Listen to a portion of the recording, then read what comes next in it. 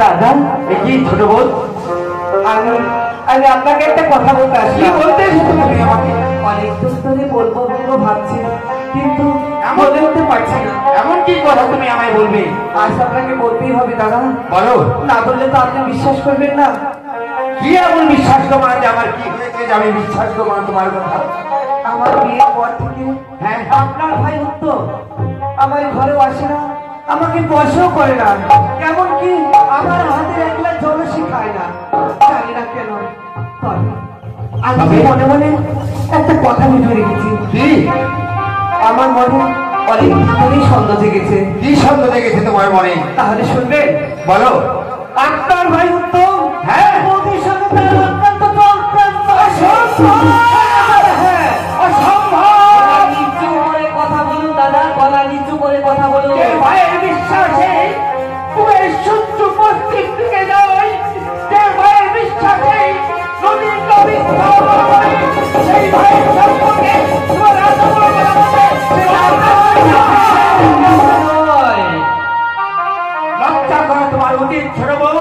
এটা তো আপনাদের করা উচিত। এটা সেন বাড়ি।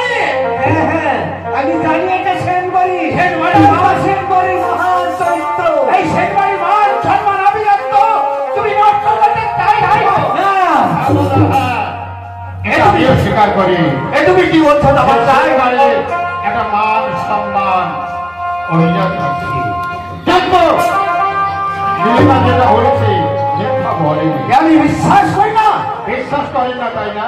যে ফুলের মতো পবিত্র তাকে সে মায়ের মতো দেখে, যে সতী সাবিত্রী তার সম্পর্কে নীলিমা এত বড় কথা বললো। আমার ভাবতে অবাক হচ্ছে। তবে আমার কথা যদি অবাক লাগে, আজ আমি নিজে কাছে কি শুনেছি জানেন? কি শুনেছি ভাই? ট্রেন থেকে নামার পরে আসছি আমার ছোট্ট বোনটার মুখখানা নষ্ট করে। এই তো পাশে থেকে কিছু লোক বলাবলি করছে। কি বলছে? সেন বাড়ির কথা শুনে আমি দাঁড়িয়ে গেলাম। তারা কি বলছে জানেন? কি বলছে? তারা বলছে সেন বাড়ির বড় মোর সঙ্গে তার ছোট্ট ভাই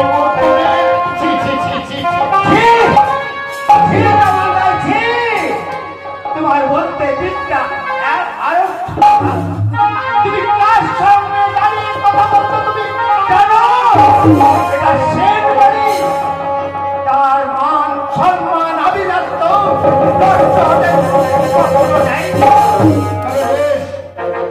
আপনি যখন করে বলছেন সেন বাড়ির মান সম্মান আছে।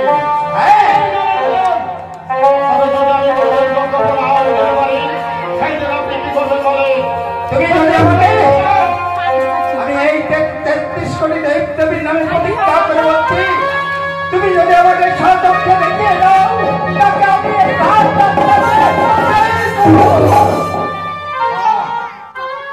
এটাও আমি শুনতে চেয়েছিলাম।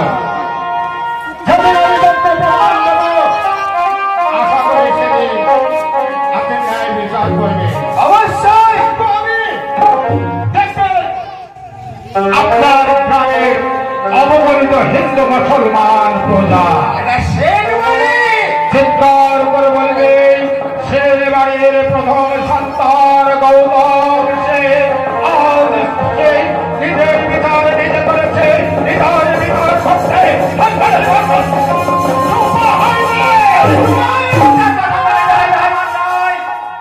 যদি এ কথা মিথ্যা হয়ে যায় তাহলে তোমার আমি জীব কেটে তাই হবে। আপনি আমাকে যে শাস্তি দেবে আমি সেই শাস্তি কথা দিলাম গ্রহণ করবো। কথা দিয়েছ আমি নিজের চোখে দেখিয়ে দেব। আমি নিজের চোখে দেখতে চাই সেই সতী সাবিত্রী আর আমার ছোট্ট ভাই তাদের চরিত্র। আমি আছি দাদা, আপনি এখন সেই দিকটার অপেক্ষায় থাকেন।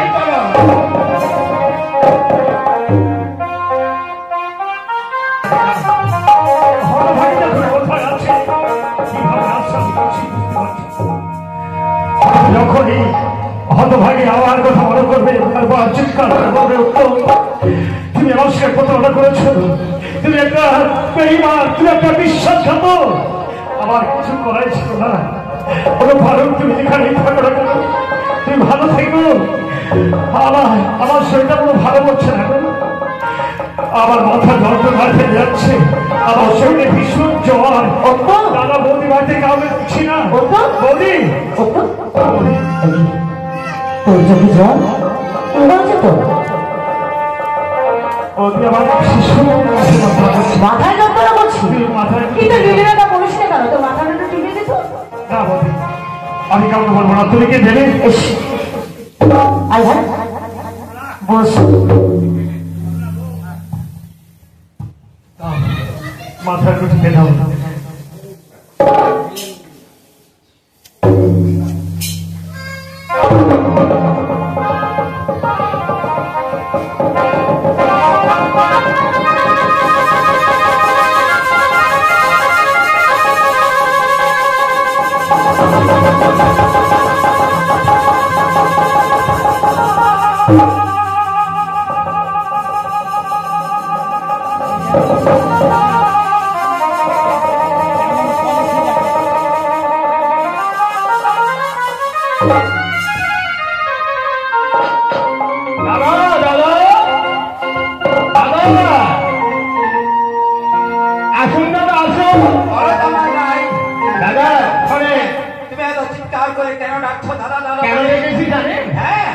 রাসলীলা দেখেছি।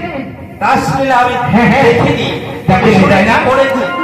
তবে আজ আপনার বাড়িতে রাসলীলা দেখাবে তুমি? অবশ্যই দেখাবে। দেখাবার জন্য তো দেখেছি।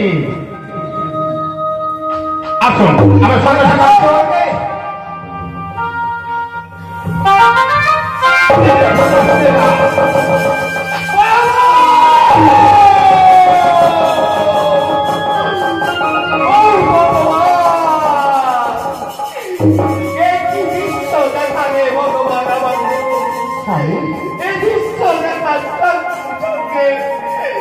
কেন তুমি আমার মৃত্যু দিলে না?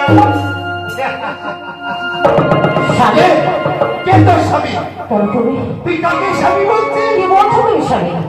যে নিজের আমার ঘাটে তার ঠাকুর বুকে নিয়ে এক পেলে শুয়ে থাকতে পারে। স্বামী তুমি ভুল বলছো স্বামী। যাকে তুমি আমার ঠাকুর বলছো সেটা আমার নিজের সন্তান মতো। সে তোমার ছোট্ট ভাই। মাথার যন্ত্রণে থাকতে না পারে তার মাথা নিতে নিতে আপনার মাঝে ঘুরে তোর গায়ের ওপর আমার গাড়ি তার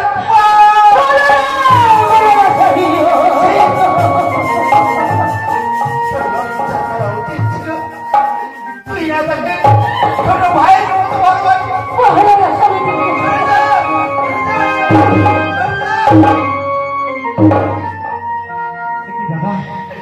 কাকে তুই দাদা বলছিস? বৌদিকে বাচ্চা ঠিক আছে। তুই জানিস না নিজে তাই দাঁড়িয়ে আমার পাশে তোর বৌদিকে নিয়ে তুই লীলা খেলা করতে তোর লজ্জা করে না? বলছো তুমি? তুমি পাগল হয়ে গেছো? না, তুই তোর বৌদির সঙ্গে প্রেম করে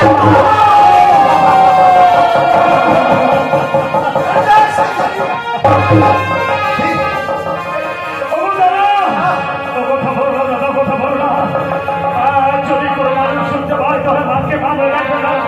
শিশু সন্তান যদি শুনতে পায় তবে মায়ের সঙ্গে দুঃখ হবে না।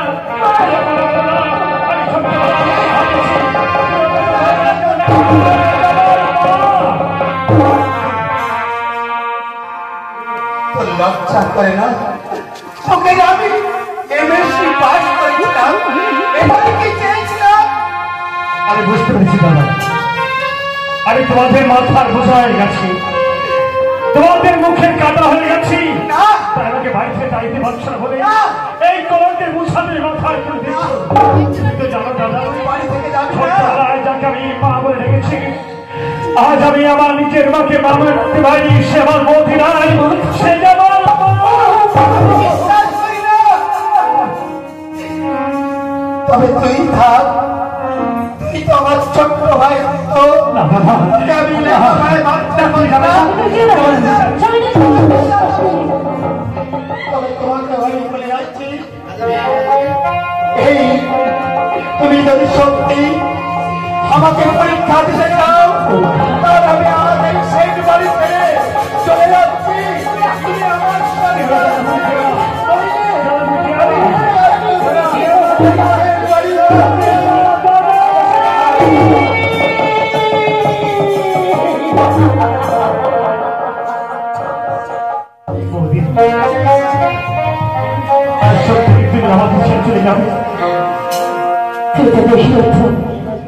যাওয়ার সময় বলে গেল, আজ আমাকে পরীক্ষায় দিয়ে গেল।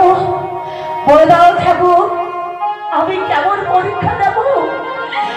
আমি তার মুখে মা গান শোনার জন্য হয়তো কোনো অপরাধ না করে মাথার যন্ত্রণায় ছটফট করছিল, তাই তো মাথা নিচে নিচে তার পাশে আমি ঘুমিয়ে গিয়েছিলাম। তার জন্য আমি হয়েছিলাম এই সমাজে মুখে গরম কিনে, যেও না গো স্বামী, তুমি যেও না, তুমি যে পথে গেছো সেই পথে তোমার সাথে আমি হাত ধরে চলে যাবো। প্রয়োজন হলে কাজ করা হুকির সাথে বাস করবো, তবে সেই বাজার মধ্যে বিরাজ করা যাওয়ার সময় বিয়ে হয়নি নাই। তবে কেন কেন চলে যেতে যাবে? সপ্তাহ যখন তুমি করে করে দিয়েছিলে, বললো সেদিন আমার গলা থেকে আমি শেষ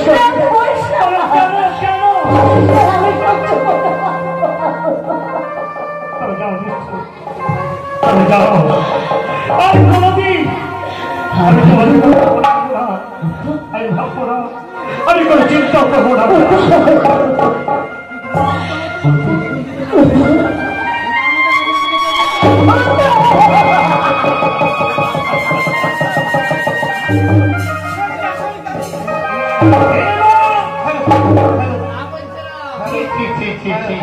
আরে ওদের মধ্যে যাবি না, ওদের মান সম্মান কিছু নেই। আমি চলে যাচ্ছি রে বাবা, যাবার সময় একটি কথা তো মা হারা সন্তানকে মানুষের মতো মানুষ করছি, মায়ের অভাব আমি জানতে দিচ্ছি।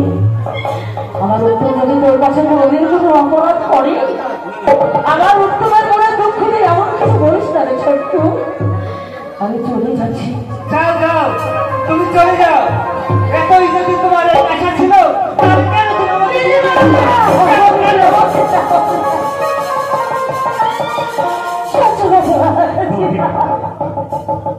তোমার চোখে দেখেছি যে মায়ের স্নেহ এমন মধুর ভালোবাসা কথা পাবো না। মাকে আমার মনে করি না,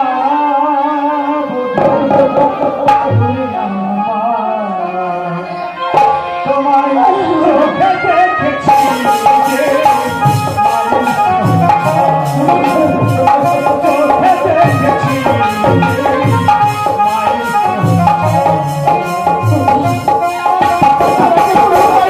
তোমার